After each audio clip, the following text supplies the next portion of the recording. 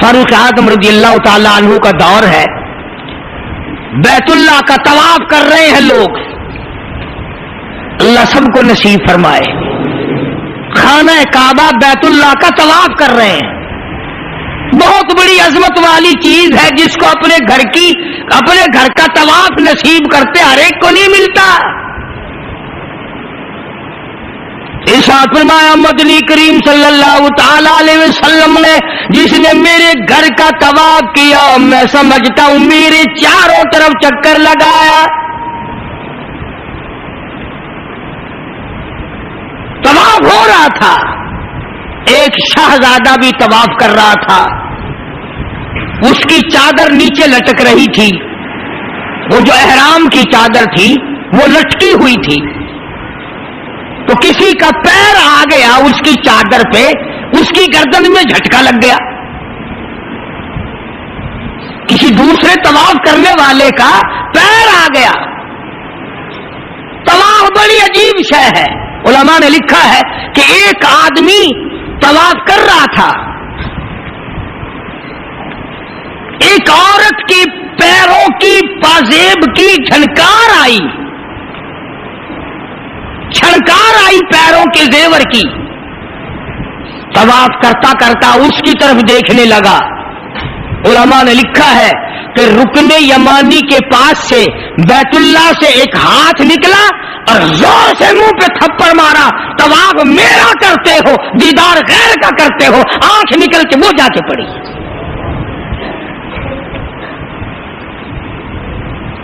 तवाफ मेरा करते हो और जियारत गैर की करते हो। आंख निकाल दी, थप्पड़ लगा।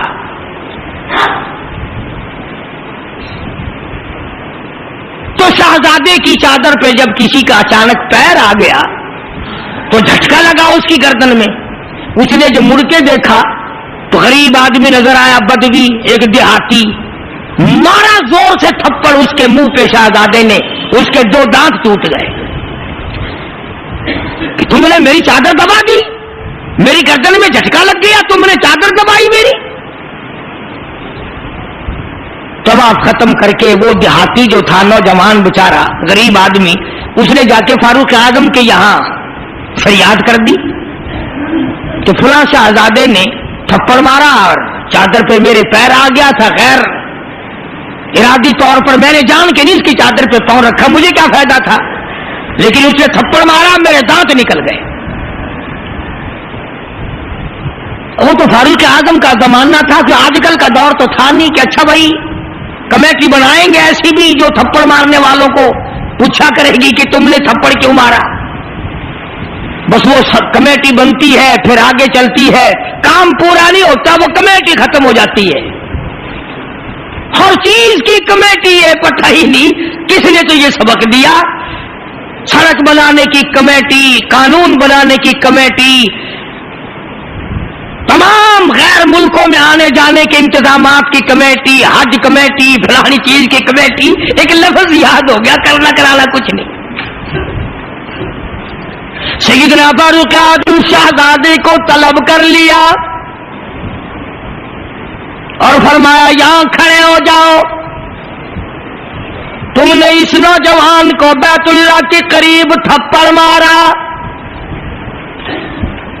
तमाचा मारा इसके मुंह पे, लगा इसने मेरी। जब ये बात सुनी, वो शहजादा जो था वो मुसलमान हुआ था। कहने लगा फारूक आजम शायद आपने मुझे पहचाना नहीं, शायद आपने मुझे पहचाना नहीं, मैं तो जबला इब्ने औहम हूं, मैं तो बहुत बड़ा आदमी हूं, मैं कोई देहाती हूं, कोई आम आदमी हूं कि फौरन आप बदला दिलवा रहे। मैं तो शहजादा हूं। ने कहा हाँ ठीक है शहजादा है, कि मैं तो इतना बड़ा आदमी हूं। कि ठीक है तू इतना ही बड़ा आदमी है, मैं तो जबला इब्ने औहम हूं। कि हाँ तू जबला इब्ने औहम है, मगर यहां खड़ा हो जा, ये तुझे थप्पड़ मारेगा। कमाल है, मैं इतना बड़ा आदमी और ये 2 टके का आदमी मुझे थप्पड़ मारेगा? क्या हाँ मारेगा। तुम्हारे यहां چھوٹے بڑے کی کوئی تمیز نہیں کہ ہاں لا الہ الا اللہ محمد الرسول اللہ صلی اللہ علیہ وسلم پڑھنے والا یہاں سب ایک ہے. جس نے کلمہ پڑھا سب ایک ہو جاتے ہیں. کل ایک آدمی 4 مہینے افغانستان کے مجاہدین کے ساتھ گزار کے آیا، دوست آدمی ہے. جہاں اس نے اور باتیں بتائی وہاں ایک یہ بات بتائی کہ ایک محاذ پہ ایک روسی کو پکڑ لیا، روسی بدماش کو پکڑ لیا، وہ جو آئے ہوئے ہیں نا، اس نے کلمہ پڑھ لیا، مسلمان بن گیا. تو 2-4 دن کے بعد اس سے پوچھا کہ تو نے اپنے کفر میں یا اپنے معاملات مذہب میں اور ہمارے اسلام میں کچھ فرق پایا؟ ایک بات اس نے بتائی، وہ میں نقل کر دیتا ہوں، شاید آپ کو بھی پسند آئے. جتنے کو وہ مسلمان بنا اتنے کی بات اسے محسوس ہوئی. کہنے لگا میں اپنے منہ میں بڑا ٹوتھ پسٹ مارتا تھا، بڑا برش مارتا تھا، بڑی منجن مارتا تھا اور میرے منہ کی بدبو نہیں جاتی تھی. جب سے میں نے تمہارا کلمہ پڑھا میرے منہ کی بو ختم ہو گئی. بالکل میرے منہ میں سے بدبو نہیں آتی، ورنہ میں خود تنگ تھا. اندازہ لگاؤ لا الہ الا اللہ محمد الرسول اللہ پڑھنے سے اگر ایک روسی کافر کے منہ کی بدبو ختم ہو سکتی ہے تو کیا میرے تیرے جہنم کے سلگے ہوئے وہ لا الہ الا اللہ محمد الرسول اللہ پڑھنے سے جہنم کے انگارے نہیں بجھ جائیں گے؟ تو فاروق اعظم رضی اللہ تعالیٰ عنہ نے فرمایا کہ بھائی یہاں بدلہ دینا پڑے گا، یا کوئی چھوٹے بڑے کی بات نہیں.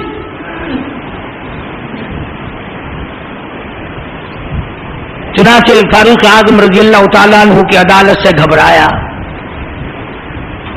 اور اس بات سے وہ گھبرایا کہ یہاں اتنا عدل، اتنا انصاف، کسی کا کوئی لحاظ نہیں، سب کے لیے ایک قانون اور ایک مساوی حقوق اور سب کے لیے ایک سا درجہ رکھا ہوا ہے.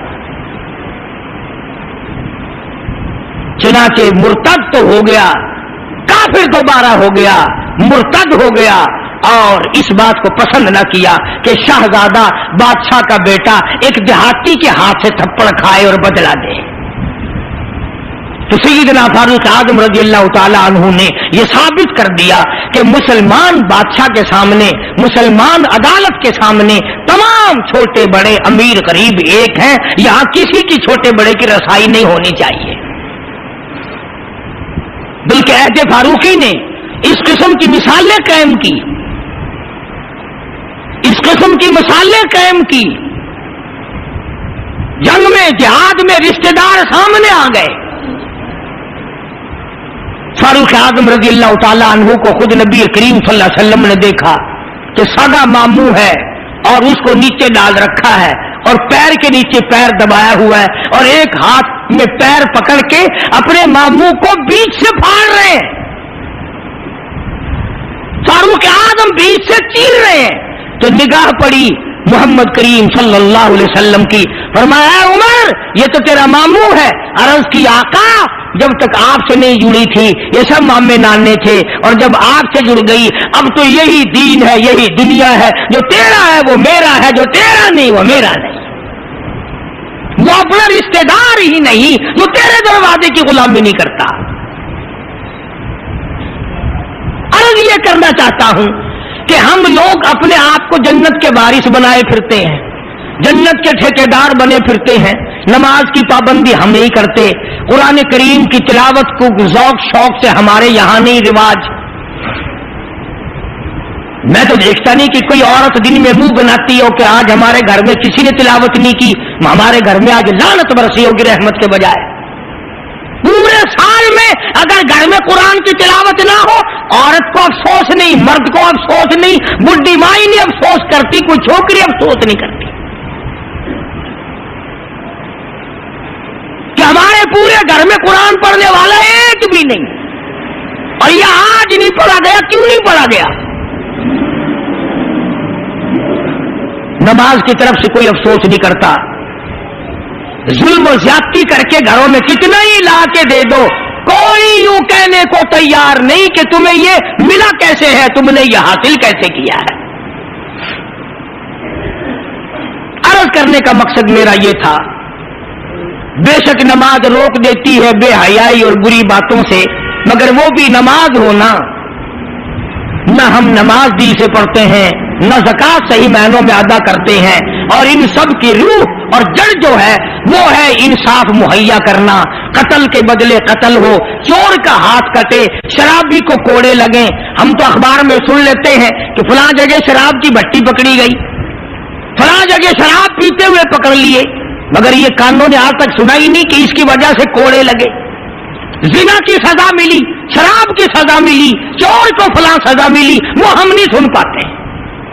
اندر ہی اندر افسر لوگ جو گھپلا مچاتے ہیں وہ تمام کے تمام معاملات توڑا کے رکھ دیتے ہیں، اور یہی وہ چیز ہے جس کا قرآن کریم مخالف بنتا ہے۔ قرآن کریم نے للکار کی آواز دی، فرمایا بڑے بڑے لوگ جب ہیرا پھیری کیا کرتے تھے، وَمَن لَّمْ يَحْكُم بِمَا أَنزَلَ اللَّهُ فَأُولَٰئِكَ هُمُ الْكَافِرُونَ۔ یہ وہ لوگ ہیں جنہوں نے اللہ کے نازل کردہ کام کے خلاف فیصلے کیے، تمام خلاف اس کی عدالتیں قائم کی، پرواہ نہ کی، سوچا تک نہیں۔ کہیں فرمایا وَمَن لَّمْ يَحْكُم بِمَا أَنزَلَ اللَّهُ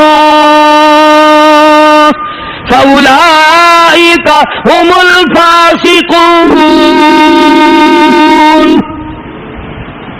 قرآن کہتا ہے جو لوگ میرے قرآن کے خلاف بیٹھ کر فیصلہ کرتے ہیں، اللہ کہتا ہے یہ فاسق ہیں، یہ فاجر ہیں، یہ بدکار لوگ ہیں۔